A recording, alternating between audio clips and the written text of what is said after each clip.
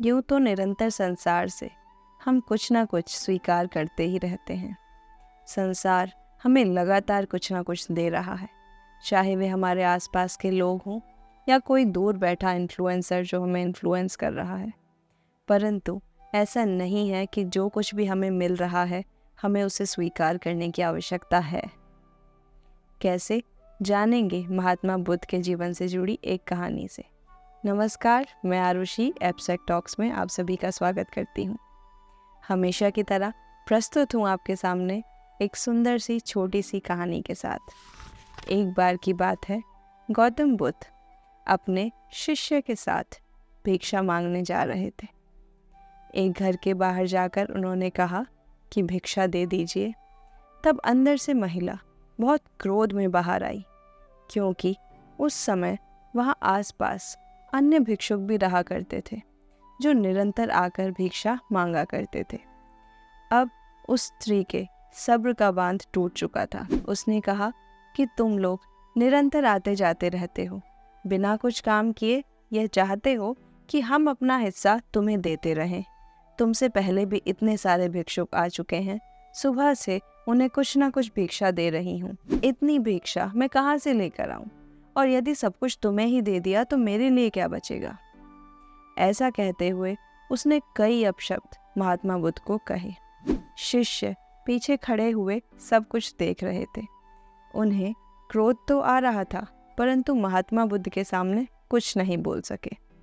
तभी उस महिला का बेटा आया और उनकी झोली में भिक्षा डाल दी। महात्मा बुद्ध मुस्कुराते हुए भिक्षा लेकर आगे बढ़ गए। रास्ते में जाते जाते जब शिष्य से प्रश्न पूछे बिना रहा नहीं गया, तो उन्होंने महात्मा बुद्ध से कहा कि जब उस महिला ने आपको इतने अपशब्द कहे तो ऐसे घर से आपने भिक्षा क्यों ग्रहण की, और वह भी मुस्कुराते हुए? गौतम बुद्ध एक बार फिर से मुस्कुराए और कहा, आओ तुम्हें समझाता हूँ।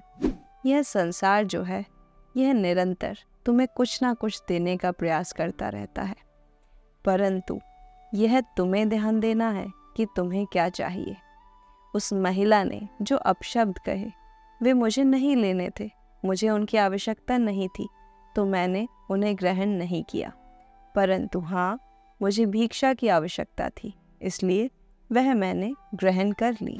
तो अगली बार से जब तुम्हें भी ऐसा कुछ लगे कि इसकी आवश्यकता नहीं है, तो आपसे कौन कह रहा है कि उसे ग्रहण करो? ग्रहण केवल वही करो जिस चीज़ की तुम्हें आवश्यकता है, जो चीज़ तुम्हें पसंद आ रही है। अब शिष्य के मन में एक और शंका आई, परंतु ऐसा यदि होने लगा तो कोई अगर हमारे अच्छे के लिए भी हमें कोई चीज़ बताएगा और अगर वह हमें कड़वी लग रही है तो हम उसे ग्रहण नहीं करेंगे, क्योंकि सही बात तो अक्सर कड़वी ही लगती है। तब महात्मा बुद्ध ने कहा, यहाँ तुम्हें दो चीज़ों को देखने की आवश्यकता है, एक आवश्यकता और दूसरा तुम्हारी इच्छा। हमारी इच्छा हमें भटकाती है, इच्छा अनुसार हम ग्रहण करते जाते हैं, यह नहीं देखते कि आवश्यकता किस चीज़ की है। यदि हमें सही शब्दों की आवश्यकता है, सही दिशा की आवश्यकता है, तो चाहे वे वचन कड़वे क्यों ना हों, हमें उन्हें ग्रहण करना चाहिए। परंतु इच्छा चाहे कितनी भी मधुर क्यों ना हो, लेकिन अगर वो हमारे लिए ठीक नहीं है तो इच्छा अनुसार चीज़ें ग्रहण नहीं करनी चाहिए। तब शिष्य की शंका का समाधान हुआ और वे आगे बढ़ गए। कुछ इसी तरह तो हमारे साथ भी होता है। जो चीज़ें हमारी वांट्स हैं उन्हें तो हम एक्सेप्ट करते रहते हैं कि हाँ, कोई हमारी तारीफ़ करे, प्रशंसा करे, किसी ने हमें कुछ अच्छा कहा, एक्सेप्ट कर लिया।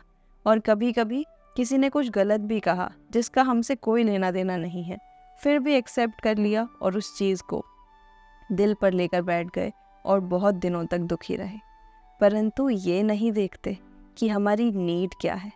जो हमारी नीड है, चाहे वह राइट फीडबैक हो या कुछ कटु वचन भी जिनसे हमें एक नई दिशा मिल सकती है, हमारा जीवन सुधर सकता है, तो उसे अवश्य ग्रहण करना चाहिए। परंतु वांट्स के अकॉर्डिंग चलते रहे, अपनी इच्छाओं के अकॉर्डिंग चलते रहे, तो हम निश्चित ही गलत दिशा में जाएंगे। इसलिए अपनी वांट्स और नीड्स को समझना बहुत ज़रूरी है। क्या हमें चाहिए और क्या हमारी इच्छा है, जानिए इसको और उसी के अकॉर्डिंग इस संसार से चीज़ें एक्सेप्ट कीजिए। फिर चाहे आपको कोई कितना भी गलत क्यों ना समझे, परंतु आप स्वयं को जानते हैं, और जब आप जानते हैं कि वह गलत चीज़ें आपको एक्सेप्ट नहीं करनी है, आपका उनसे कोई लेना देना नहीं है, तो अगली बार वे आपको प्रभावित भी नहीं करेंगी। कैसी लगी वीडियो ज़रूर बताइएगा, अपने प्रियजनों के साथ शेयर कीजिएगा। आज की वीडियो में इतना ही, मिलते हैं अगली बार। धन्यवाद।